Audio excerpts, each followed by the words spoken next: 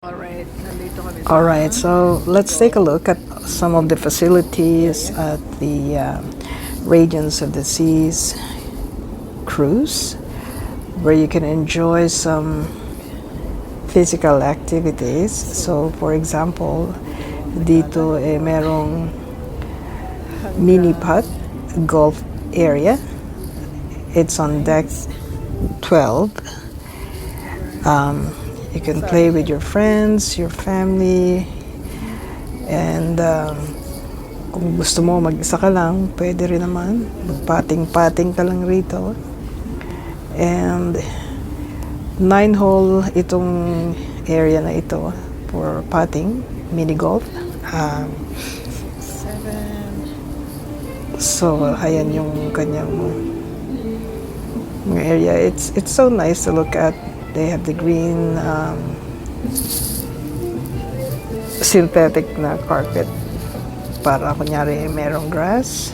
And then at the same time, dito makikita mo rin yung swimming pool sa right side. Oh, meron din sila rito exercise room which is open from 6 a.m. until 9 p.m. I think. It's nice to be in here, lalo na pag nagjo-jogging ka sa treadmill, dahil sometimes you can see the whales in the ocean. So, kumpleto naman yung mga facilities nila or equipment dahil lahat na yata ng equipment narito na kumpleto. Meron ding weights. Makikita na niyo dyan. So, deck 12 din yan. Yung circular na hagdan na sa right side, papunta sa baba. Doon yung spa area. Steam bath. At saka kung ano-ano pa. Dito meron silang kompletong weights equipment. So, yan, binubuhat ko minsan. And then, sa 11th deck din, merong jacuzzi. So, you can relax kung gusto mo ng mainit na tubig. And you can go for a dip. May mga ibang guests din who is enjoying the hot water dun sa jacuzzi. Meron ding swimming pool dyan. You can do a lap for swimming. And actually, maraming swimming pool dyan Nasa deck 12, deck 11, and this is another area for hair cutting, like hair salon, and swimming pool na naman uli. Yung isa na nalagpasan, casino yon. So, ayan, another swimming pool. And then, of course, pag nagutom ka, kumain ka ng konti. Ayan, andyan kami sa loob niyan. That's on deck 11, actually. You can enjoy swimming or just going on a hot tub. And also, they have the assessment for your posture. So, dyan, dinedemonstrate nitong lalaki rito sa exercise room kung yung dark areas daw ng feet natin pagka in-assess niya is nandun lahat ng weight ng balance mo. So, meron silang binibentang parang insole para sa shoes mo. But it's so expensive. It is $99, I think, for 2 pairs. So, ayan. Hindi namin, pero nagpa-assess kami dyan just to see kung anong kaganapan.